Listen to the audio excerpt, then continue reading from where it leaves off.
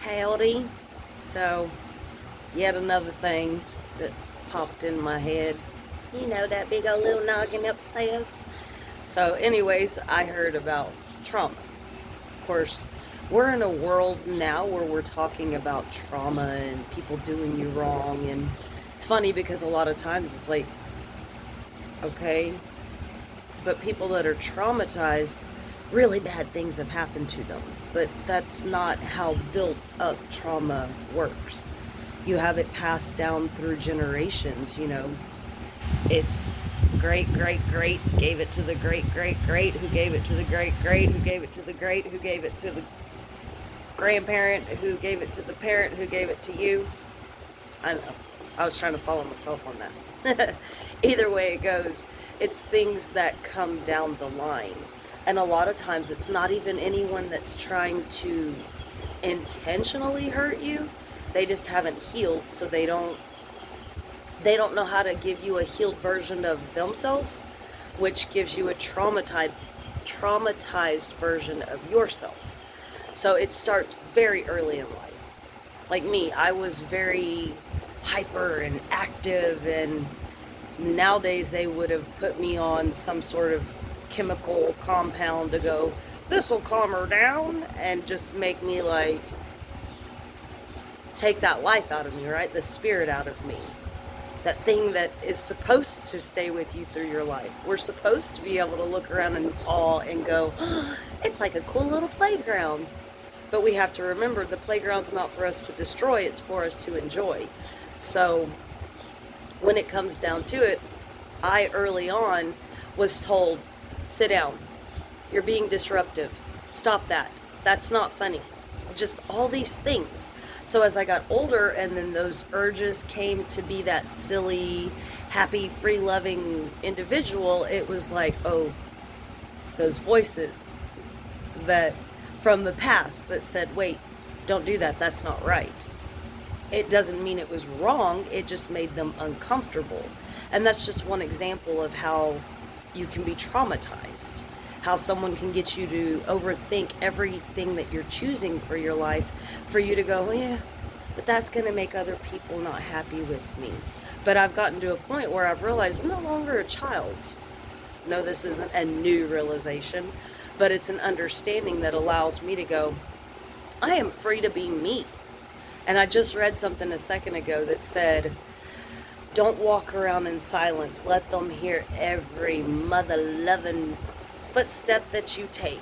And yes, come like the thunder. Come like that fire within you that you are, and show the world, like, you ain't gonna make me cower down to you.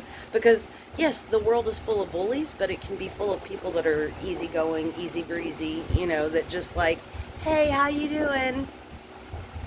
You want to have more of that in your life, right? You want less of the, how are they going to judge me? But should I say or do that? When you overthink your life, you're not living your life. So we all have to get back to the point of going, this is my ship. I'm the captain. You get to make the choices that function for you. You get to make the choices that allow you to build yourself up in a confident way, so you don't have to go around with this fake cockiness of, I know I live good. I've met a lot of people like that. Some of the most insecure people are some of the most fake, arrogant individuals, but they're the ones that will tear you down on the backside and be like, why are you wearing that? Why did you do that? Why would you say that? Don't judge me. Look in the mirror, judge yourself. And that's where we need to get back with ourselves, that we can look in the mirror and be like, hey, you look good, I like you. And it took me a long time to do that for myself, because I was around a lot of individuals that don't like that light to shine. But why wouldn't people want to see you shine? It's very simple. Because they themselves cannot shine. So when it's like a moth to a flame, they're blinded and they want to fly in, and then all of a sudden they're stunned and they can't function. But by showing your light to the world, it shows more people like, hey, it's okay for me to be like this. And eventually those that don't like it, they're going to all group together and keep working together.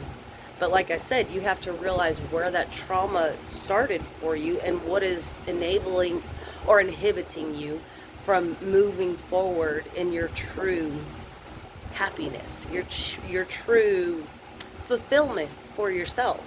Because a lot of people, like I said, they don't have that within themselves, but that's because the trauma was embedded so deeply in them. And when you do start digging inside, you got to pull all the trash out to get to the glory. You've got to be able to sustain yourself in the moments of like, I don't think I can really do this anymore. But it's like somebody who's training for a triathlon, let's say. You might not be the winner in the beginning, but somebody had to push themselves to say, I'm going to keep going. It's worth it.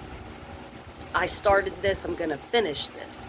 And hopefully we can all start getting back on that good foot for the sake of our children to say, okay, I'm going to heal me so they don't have to feel the pain that I've endured. They don't have to deal with the overthinking. They don't have to deal with the not fitting into the world, because we need to get back to a point where everyone has a place and we don't all have to be exactly the same. That's the cool thing about the life we live in. Because I woke up earlier thinking, I saw the makeup line in my head of how women want to choose different variety, shades, brands, whatever works best for them. And then it went straight to a toolbox and the tools that you need to work on certain projects, and you need a variation of them. You can't have just one type of tool.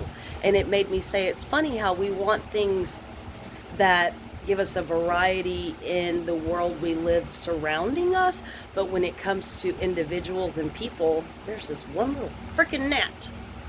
It's like that. There's this one thing that doesn't fit in and it's bugging me. So we have to get back to realizing that a variety is a lot better for the world we live in. We don't need minds that function on a linear scale of, oh, we can all agree that this will work, because we're living in a time of trial and error. More error at this point than making things work.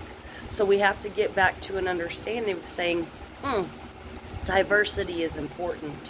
Acknowledging one another for our differences is really where we need to be, rather than fighting against each other and tearing each other apart. Because if we're all the same, how boring of a life is that? If we all have the same knowledge, the same skill sets, what is that benefiting the world we live in? That means we can only go so far, and then we hit a brick wall. So, like I said, just little thoughts that popped into my head, and I know it went pew, pew, pew, but it's always like a firecracker up here. So I'm going to leave it on that. Peace, love, and light. Bye.